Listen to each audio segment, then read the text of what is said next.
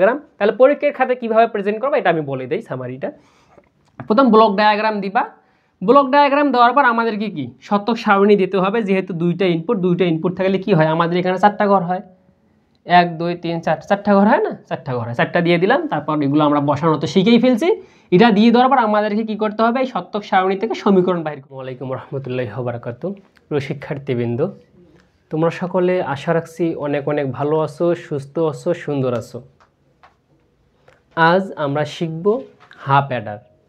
পুরো ভিডিওটি তুমি যদি দেখো তাহলে হাফ অ্যাডার নিয়ে আর কোনো তোমার সমস্যা থাকবে না। পুরো ক্লাস জুড়ে আমি তোমাদের সঙ্গে আছি, মোহাম্মদ আবু তালেব। তাহলে আমরা ক্লাসটি শুরু করে দিই। প্রিয় শিক্ষার্থীরা, এদিকে কি লিখছি এই দিকে তোমার তাকানোর দরকার নাই, আমি কি বলি তুমি এটা শুনো তাহলেই হবে। তো আমরা যেহেতু শিখব হাফ অ্যাডার, আচ্ছা হাফ অ্যাডার জিনিসটা আসলে কি এটা আমাদের প্রথমে জানা দরকার। আমি লিখলাম উপরে লিখলাম 0, নিচে লিখলাম 1, এটা আমি যোগ করতে বললাম। 0 আর 1 যোগ করলে কত হয়, 1 হয়, তাই তো। তো 1 আর 0 যোগ করলে কত হয়, 1 হয়। 1 আর 1 যোগ করলে কত হয়, 2 হয়। 2 মানে 0 আর হাতে থাকে ক্যারি থাকে 1, তাই না, ক্যারি থেকে 1, এটা তো আমরা জানি।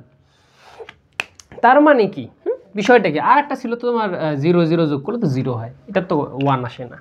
তাহলে দেখো, তাহলে এখানে কয়টা করে বিট বলো তো, কয়টা করে বিট, 2 বিট। তাহলে আমাদের হাফ অ্যাডার কি করে 2 বিট যোগ করে এবং ক্যারি 1 রাখতে পারে, সেটাই হলো হাফ অ্যাডার। তাহলে হাফ অ্যাডার জিনিসটা তোমরা কি বুঝতে পারছো যে হাফ অ্যাডার আসলে জিনিসটা কি। হাফ অ্যাডারটা হলো 2 বিটের যোগফল বাহির করতে পারে, সেটাই হলো হাফ অ্যাডার। হাফ অ্যাডার কিন্তু কখনোই 3 বিটের যোগফল বাহির করতে পারবে না, বুঝতে পারলা। হাফ অ্যাডার 3টা বিটের যোগফল বাহির করতে পারবে না, পারবে কয়টা, সর্বোচ্চ 2টা। ওকে, আশা রাখছি হাফ অ্যাডার জিনিসটা বুঝতে পারছো যে হাফ অ্যাডার আসলে কি। এটা হলো 2 বিট যোগ করে। এই হাফ অ্যাডার করতে গেলে তোমাদেরকে আর 2টা কথা মাথায় রাখতে হবে। সেই 2টা কথা হচ্ছে, মনে রাখবা হাফ অ্যাডারে, এই হাফ অ্যাডার করতে গেলে তোমাকে একটা এক্স অর গেট লাগবে। এক্স অর গেট সম্পর্কে ধারণা থাকা লাগবে। এক্স অর গেট জানি কি, এই যে এরকম হয় না, এ এরকম দিয়ে B, A XOR B এরকম হয়। আর একটা কি সম্পর্কে ধারণা থাকা লাগবে, অ্যান্ড গেট সম্পর্কে। হ্যাঁ, A N D, AND gate. AND gate জানি কেমন হয়, আমরা তো জানি যে এটা হয় অ্যান্ড গেট, ডি এর মতো হলে এটা অ্যান্ড গেট। তাহলে এটা এ হলে এটা বি, তার মানে এদিকে এ বি বাইর হয়, তাই না।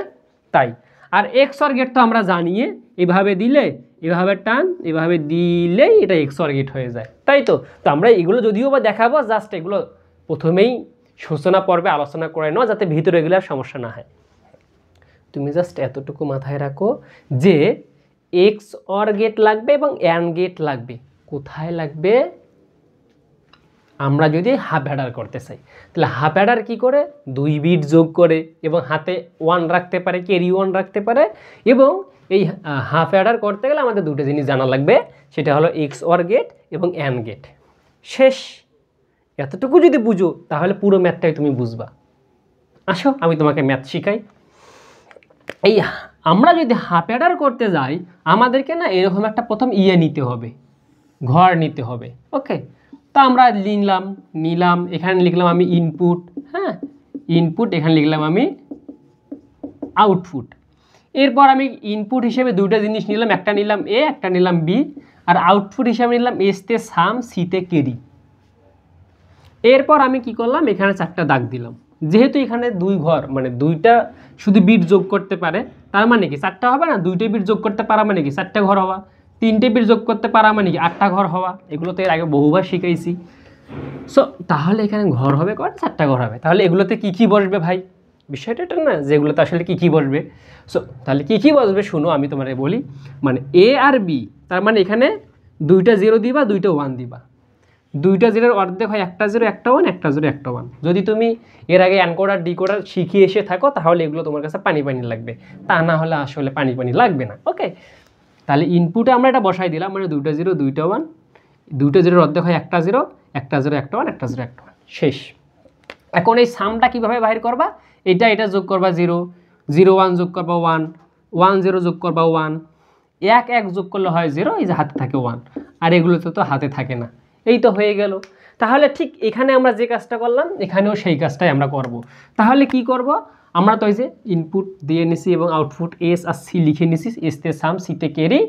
তাহলে আবার কি হবে আমরা জানি 00 11 01 01, দুইটা 0 যোগ করলে 0ই হয়, 0 আর 1 যোগ করলে 1 হয়, 1 0 যোগ করলে 1 হয়, 1 1 যোগ করলে হয় 0, হাতে থাকে 1।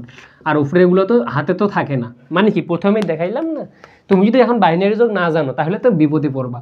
তার মানে কি 0 আর 1 যোগ করলে কত হয়, 0 আর 1 যোগ করলে তো 1ই হয়। এই 1 আর 0 যোগ করলে তো সারা জীবন একই হয়, নাকি অন্য কিছু হয় বলো তো? তাহলে যে এখন যদি বলি যে 1 যোগ 0 যোগ করো, 1 আর 0 যোগ করলে তো একই হয়। তো এখন সমস্যাটা হলো 1 যোগ 1 যোগ করলে কত হয়। বাইনারিতে যেহেতু আমাদের সংখ্যা দুইটা, একটা 0 একটা 1, বিট আমাদের 2, তার মানে কি 1 1 যোগ করলে 2 এখানে বসবে না। কেন বসে না, আমাদের 2 থেকে 2 বাদ দিতে হয়, এরপর আসে কত 0, এই 0 আমাদের এখানে বসানো যায়। এখন তুমি যদি এবার এবং হাতে থাকে 1, হ্যাঁ, এই জন্য ক্যারি থাকে 1, এই ক্যারি 1টা আমাদের এই যেখানে গেছে দেখো, সিতে ক্যারি 1, এগুলোতে কিন্তু আবার ক্যারি থাকে না। এখন তুমি যদি এগুলো না জানো তাহলে বাইনারি যোগের আমার একটা ক্লাস আছে, সেই ক্লাসটা দেখলেই তোমার বাইনারি যোগ, অক্টাল যোগ, এগুলো যোগ নিয়ে আর কোনো সমস্যা থাকবে না। তাহলে আমরা কি এই শতক সারণীটা বুঝতে পারছি?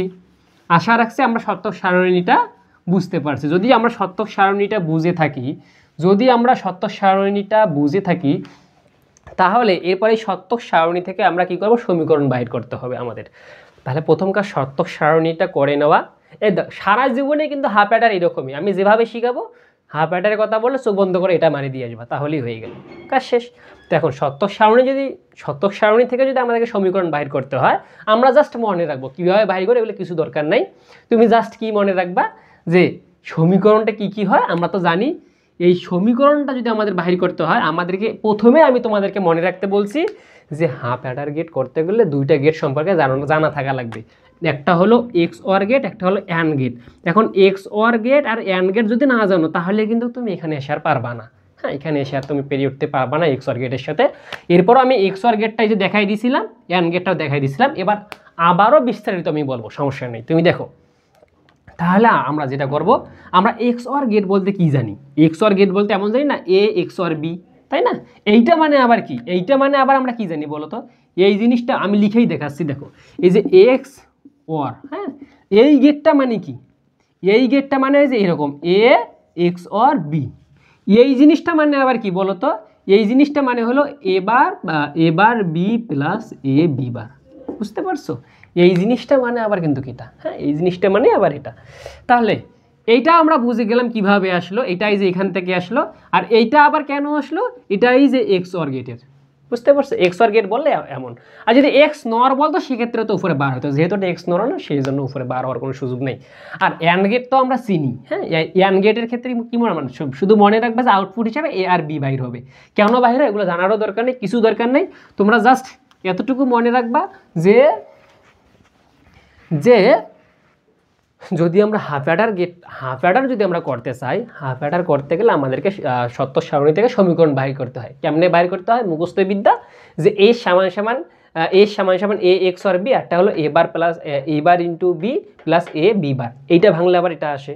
আর একটা কি সি সমান সমান এ বি, জাস্ট এতটুকু মাথায় রাখলেই কিন্তু হয়ে যায়, আর কোনো কিছুই লাগে না। এতটুকু মাথায় রাখলেই হয়। এখন তোমরা যদি এতটুকু মনে রেখে থাকো তাহলে এবার আসো আমরা সামনের দিকে যাই। তাহলে এবার আমাদেরকে কি করতে হবে? সার্কিট অঙ্কন করতে হবে। এই জায়গাটা থেকে এবং এই জায়গাটা থেকে আমরা দুটো সার্কিটই অঙ্কন করবো।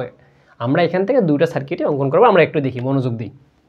প্রথমে আমরা এটা দিয়ে করি, হ্যাঁ, যে কি আছে, এ নিলাম, এখান থেকে আমি এ বারটা বাহির করলাম, এখান থেকে এ বার বাহির করলাম, এরপর বি নিলাম, এবার এখান থেকে বি বারটা বাহির করলাম। ওকে, বি বারটা বাহির করলাম।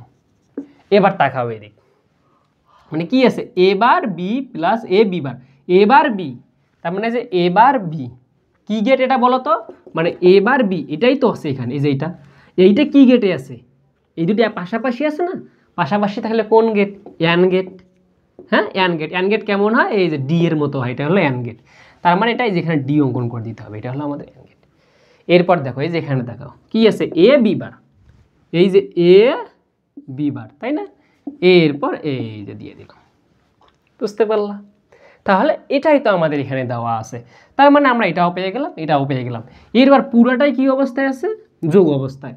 ভাই যোগের গেট জানি কি? যোগের গেট কি বলো? এই যে এটা আমাদের যোগের গেট না, এটাই হলো আমাদের যোগের গেট। তার মানে এটাই হলো আমাদের এই সমীকরণের সার্কিট। বুঝতে পারলা? এই সমীকরণের সার্কিট। এবার এই যে ক্যারি দিয়ে যেটা দেওয়া আছে, ক্যারি দিয়ে যেটা দেওয়া আছে এটা আমরা বাহির করি। তাহলে এটা যদি আমরা বাহির করতে চাই, কি আছে? এ আর বি গুণ অবস্থায় আছে। এই যে এ থেকে টান দাও, এই যে বি থেকে টান দাও, দুইটাই যেহেতু গুণ অবস্থায়, এই যে মারে দাও, শেষ। তাহলে এটাই হলো তোমাদের কি সত্যক সারণী থেকে সমীকরণ বাহির করে সার্কিট অঙ্কন হাফ অ্যাডারের। বুঝতে পারলা? তাহলে এটা আমরা বাহির করলাম কি এস এর মান, এটা আমরা বাহির করলাম এস এর মান, এটা বাহির করলাম আমরা কি সি এর মান, এই যে সি এর মান।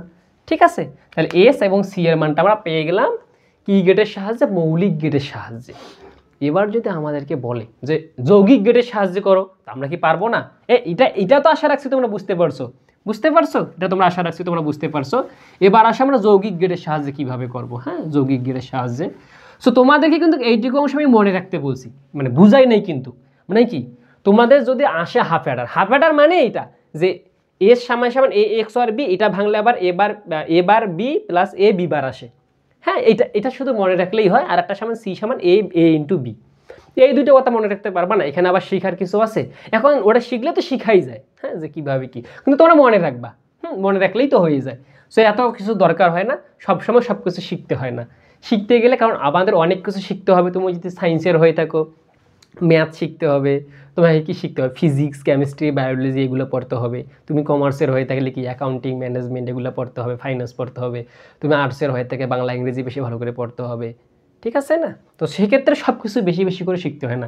এখানে তো পরীক্ষায় আসলে এটাই লিখবা, আমি যা যা লিখছি হাফ অ্যাডারের কথা বলে এগুলো হুবাহু লিখে দিয়ে আসবা, তাহলেই তো হয়ে যায়। বুঝো নাই? ওকে, তাহলে আমাদের এতটুকু শেষ। এবার যদি আমাদেরকে বলে যে যৌগিক গেটের সাহায্যে, আসলে যৌগিক গেটের সাহায্যে কীভাবে করে?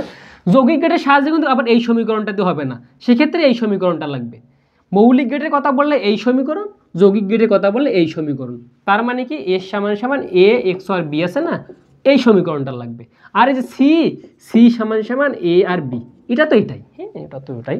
তাহলে দেখো আমরা এটা কিভাবে অঙ্কন করি। দুইটা টান দিলাম, একটার নাম দিলাম এ, একটার নাম দিলাম বি। এরপর কি XOR gate. XOR gate জানি কেমন হয়? এই যে এইভাবে দিয়ে এইভাবে বাঁকা, এটা হলো এক্স অর গেট। তার মানে এটা হলো আমাদের এস এর মান বাইর হইলো।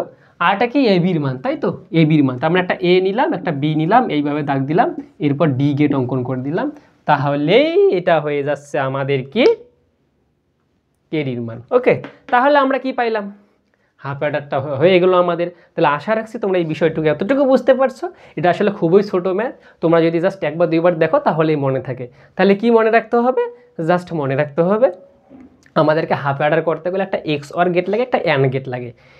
এক্স অর গেটের যে আমাদের ফর্মুলা কি এ এক্স অর বি, তাহলে এ এক্স অর বিকে ভাঙলে কি পাওয়া যায়? এ bar B plus A B বার, হয়ে গেল। জাস্ট এতটুকু যদি তোমরা মনে রাখো তাহলেই তো হয়, আর কি কিছু দরকার হয়? আর তো কোনো কিছুই দরকার হয় না। তারপর জাস্ট তোমরা শুধু আঁকাআঁকি করে দিবা, তাহলেই হয়ে গেল।